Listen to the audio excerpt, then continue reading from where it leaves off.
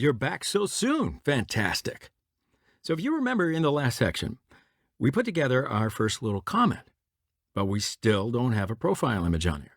So what do? Let's insert some images into our React project.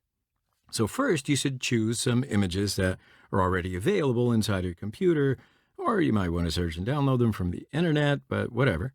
As you can see, I have installed 3 images inside of my computer. I'm just going to use those. You can use whatever you want. So that means we're going to open up our project folder, which is right here, and we named it blog post. Now you may have installed your project folder somewhere else on your computer. You just have to find it on your computer, and I'm not going to wait for you. So inside of here, this is where we're going to open up this SRC folder. So right now we're going to create our image folder and open it up. Then we're going to copy our images into that we want to use inside of our project, and we can just paste it in.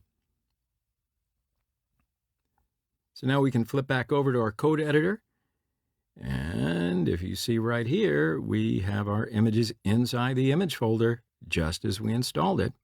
So now that that's set up, we have to link up these images with our image tag.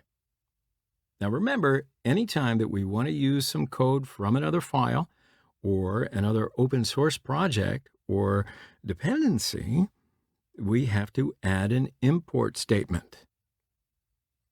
So I'm going to say import, and then the name of the picture, profile1, and that's the one I want to use inside of my image tag.